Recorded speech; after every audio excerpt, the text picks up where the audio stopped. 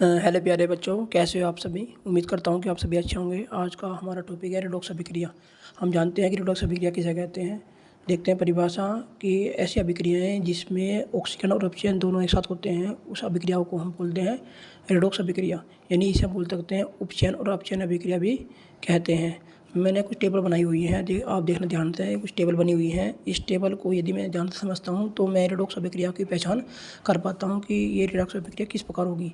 जैसे कोई देखे हैं, पहला है हमारा ऑक्सीकरण संख्या, ऑक्सीकरण, और इधर अपचयन है। ऑक्सीकरण का दूसरा नाम उपचयन है, जिसे हम ऑक्सीडेशन बोलते हैं, और उपचयन को हम बोलते हैं रिडक्शन। तो हम जानते हैं इस टेबल के आधार पर। देखो पहले लिखा हुआ, पहली टॉपिक है ऑक्सीकरण का योग। जिस अभिक्रिया में ऑक्सीकरण का योग होता है या हाइड्रोजन का ह्रास होता है, ह्रास मतलब कमी होती है, या इलेक्ट्रॉन निकाले जाते हों, जिसमें इलेक्ट्रॉन निकलते हों, इन्हें तीन चीज़ होनी चाहिए कि ऑक्सीजन का योग होना चाहिए, हाइड्रोजन की कमी होनी चाहिए, और इलेक्ट्रॉन निकलने होने चाहिए। यदि ये तीनों चीज़ निकलती हैं तो हम ये कह सकते हैं कि इसमें इस अभिक्रिया में ऑक्सीकरण हो रहा है। इसी प्रकार हम जानते हैं अपचयन के बारे में। तो अपचयन में क्या होता है कि ऑक्सीजन का ह्रास होता है, यानी ऑक्सीजन की कमी होती है, यानी ऑक्सीजन निकलती है। और इसमें क्या होता है, ऑक्सीजन का योग होता है, हाइड्रोजन का योग होता है, और इलेक्ट्रॉन जुड़ते हैं। देखो बिल्कुल इसका जस्ट उल्टा है। इसमें ऑक्सीजन का योग हो रहा था, इसमें ऑक्सीजन निकल रही है। इसमें हाइड्रोजन का ह्रास हो रहा था, इसमें हाइड्रोजन का योग हो रहा है, जुड़ रही है। इसमें इलेक्ट्रॉन निकल रहे हैं, इसमें इलेक्ट्रॉन जुड़ रहे हैं। तो ये आपस में एक दूसरे की उल्टी रिएक्शन होती हैं, जिसे हम ऑक्सीकरण और अपचयन अभिक्रिया कहते हैं। देखते हैं उदाहरण के द्वारा। मैंने तीन उदाहरण लिए हैं इस रिएक्शन को समझाने के लिए। जैसे कि पहला उदाहरण है कि CuO है और इसमें H2 लिया गया है, CO के साथ H2 लिया गया है, तो बनेगा हमारा CuH2 बना। ठीक है, इसमें हम ये देखते हैं कि इस रिएक्शन में क्या हुआ है। देखते हैं कि इसमें CO के साथ ऑक्सीजन थी, यानी ये कॉपर ऑक्साइड है, इसमें ऑक्सीजन थी। लेकिन अब क्या हुआ, इसमें ऑक्सीजन जब जैसे ही इसमें ये अभिकारक हैं, उत्पाद में देखते हैं कि उत्पाद में क्या हुआ, ऑक्सीजन नहीं है, यानी कॉपर ऑक्साइड में से ऑक्सीजन निकल चुकी है, यानी ऑक्सीजन में कमी आ चुकी है, जिसे बोलेंगे अपचयन, या इसका दूसरा नाम उपचयन भी है। इसी प्रकार हम दूसरा देखते हैं दूसरी अर्धीय अभिक्रिया में कि H2 है यहाँ, और H2 में क्या हुआ, H2 बन चुका है, H2 से H2 बन रहा है, अर्थात इसमें ऑक्सीजन जुड़ चुकी है। अगर ऑक्सीजन जुड़ती है यानी ऑक्सीजन का योग होता है, तो हम इस देखो लिखा हुआ है ऑक्सीजन का योग होता है तो ऑक्सीजन होगा। अगर ऑक्सीजन जुड़ती है या ऑक्सीजन का योग होता है तो उस अभिक्रिया में हम उसे बोल सकते हैं कि उसमें उस अभिक्रिया में ऑक्सीजन हो रहा है। ये था पहला एग्जाम्पल। दूसरा एग्जाम्पल समझते हैं कि ये डेनर सेल में होने वाली अभिक्रिया के द्वारा उदाहरण है। डेनर सेल में होने वाली अभिक्रिया किस प्रकार होती है।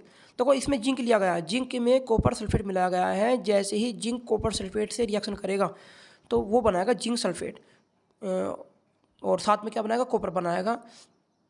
अब ये देखते हैं एक रिएक्शन में, इस रिएक्शन में यदि बात करता हूँ तो मैं ऑक्सीजन संख्या के आधार पर CuSO4 की यदि मैं ऑक्सीजन संख्या निकाल लूँ तो यहाँ Cu के दो चार्ज आएंगे। इसी प्रकार यदि मैं ZnSO4 के में निकालता हूँ ऑक्सीजन संख्या तो यहाँ प्लस के 2 चार्ज आएंगे।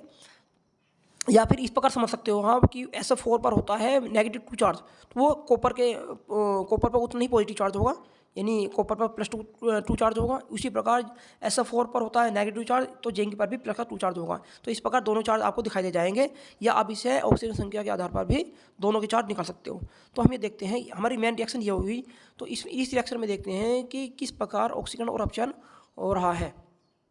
देखते हैं कि जिंक प्लस कॉपर के 2 चार्ज हैं, प्लस जिंक के 2 चार्ज, और कॉपर के कोई मुक्त अवस्था में है। देखो जिस पर चार्ज नहीं होता है वो मुक्त अवस्था में कहलाता है, यानी कॉपर जिंक इसमें मुक्त अवस्था में है और कॉपर भी मुक्त अवस्था में है। तो देखते हैं कि जिंक पहली अर्ध अभिक्रिया में, क्योंकि 2 अर्ध अभिक्रिया लेकर चलते हैं, तो पहली अर्ध अभिक्रिया में क्या दिखाई दे रहा है कि जिंक पर कोई भी चार्ज नहीं है, अर्थात जिंक मुक्त अवस्था में है, और जिंक के साथ फिर आ चुके हैं +2 चार्ज, यानी यहाँ देख रहे हैं कि 2 इलेक्ट्रॉन निकल रहे हैं। जिंक ने अपने अंदर से 2 इलेक्ट्रॉन निकाल दिए हैं। और जो तत्व अपने अंदर से इलेक्ट्रॉन को निकालने का गुण रखता है उसे हम बोलते हैं ऑक्सीकरण, अर्थात इसका हुआ है ऑक्सीकरण। इसी प्रकार कॉपर ने क्या किया है, कॉपर के देखो +2 थे, अब उस पर कोई चार्ज नहीं है, यानी मुक्त अवस्था में, यानी कॉपर ने अपने अंदर से 2 इलेक्ट्रॉन ग्रहण किए हैं। कॉपर ने अपने पास 2 इलेक्ट्रॉन ग्रहण किए हैं, अर्थात इसमें इलेक्ट्रॉन का योग हुआ है। और जिसमें इलेक्ट्रॉन का योग होता है, अर्थात जो तत्व इलेक्ट्रॉन का योग करता है, यानी इलेक्ट्रॉन को ग्रहण करता है, उसे हम बोलते हैं अपचयन। यानी उस तत्व का अपचयन होता है, जिसे हम बोलते हैं उपचयन। तो ये देखते हैं कि इसमें इस रिएक्शन में हम उपचयन और अपचयन पढ़ चुके हैं, यानी आपको समझाया होगा। अब मैं देखता हूँ एक रिएक्शन के द्वारा इसे समझाने की कोशिश कर रहा हूँ। रिएक्शन मेरी कुछ इस प्रकार की है, इसी चीज़ को रिएक्शन के द्वारा समझाया है कि जिंक, जैसे रिएक्शन ये है तो कि जिंक, देखो यहाँ जिंक है, यहाँ कॉपर के 2 चार्ज हैं, 2 पॉजिटिव चार्ज, या जिंक के 2 को भी पॉजिटिव चार्ज है, या कॉपर मुक्त अवस्था में, जैसे कि मैंने आपको रिएक्शन के द्वारा समझाया है। अब मैं देखता हूँ कि इसमें पहली अभिक्रिया, फर्स्ट अभिक्रिया में क्या हुआ, जिंक जाएगा जिंक के साथ, जैसे प्रथम, इसे हम बोलेंगे ऑक्सीजन अभिक्रिया हो रही है, क्योंकि इसमें देखो जिंक ने अपने अंदर से 2 इलेक्ट्रॉन निकाल रखे हैं, अर्थात जिंक ने 2 इलेक्ट्रॉन त्याग दिए हैं, तो इस पर प्लस का 2 चार्ज आ जाएगा, और जो इलेक्ट्रॉन को त्यागता है वह तत्व, उस तत्व क्या होता है, ऑक्सीकरण। इसी प्रकार कॉपर ने अपने अंदर से 2 इलेक्ट्रॉन को ग्रहण किए हैं, सही है। तो इस प्रकार इसका होगा, इस कॉपर का होगा अपचयन, इसका होगा अपचयन, इसका होगा ऑक्सीकरण। तो ये था उदाहरण के द्वारा मैंने समझाने की कोशिश करी है। अब मेरा है थर्ड एग्जाम्पल देखते हैं ध्यान से। थर्ड एग्जाम्पल है, देखो इसमें थर्ड एग्जाम्पल दे रखा है कि HgCl2 जब SnCl2 साथ क्रिया करता तो बनाता है Hg2Cl2 और SnCl4 बनाता है, ठीक है। अब हम जानते हैं कि इस रिएक्शन में कि ऑक्सीजन और अपचयन कैसा हो रहा है। देखते हैं कि अगर मैं बात करता हूँ HgCl2 की, तो मैं ऑक्सीजन संख्या के आधार पर यदि मैं Hg की ऑक्सीजन संख्या निकालता हूँ तो 2 आएगी, प्लस की 2 पॉजिटिव चार्ज आएगी। इसी प्रकार यदि SnCl2 में निकालता हूँ तो इसकी भी पॉजिटिव 2 चार्ज आएगी, और इसकी निकालता हूँ तो इसकी भी 2 आएगी, और इसकी निकालता हूँ तो इसकी 4 आएगी। और वैसे भी आप अगर निकालना ना चाहो, यानी आप ऑक्सीजन संख्या ना निकालना चाहो, तो आप Cl2 देखिए, Cl2 के 2 हैं तो तो Hg के कितने हो जाएंगे, 2 पॉजिटिव चार्ज हो जाएंगे। यहाँ भी Cl2 के 2 रिएक्शन कर रहे हैं तो Sn के 2 हो जाएंगे। इसी प्रकार इसमें भी 2 होंगे और इसमें 4 हो जाएंगे, क्योंकि Cl के 4 हैं तो Sn पे पॉजिटिव चार्ज आ जाएगा, उतना ही अपोजिट पॉजिटिव चार्ज आ जाएगा। अब हम देखते हैं, देखो ये निकल चुकी है सभी की ऑक्सीजन संख्याएं। अब ऑक्सीजन संख्या के आधार पर देख लेते हैं कि किसमें ऑक्सीजन संख्या बढ़ रही है, किसमें घट रही है। ये देखो, ये Hg की ऑक्सीजन संख्या यहाँ पे 4 है और यहाँ हो चुकी है देखिए 2।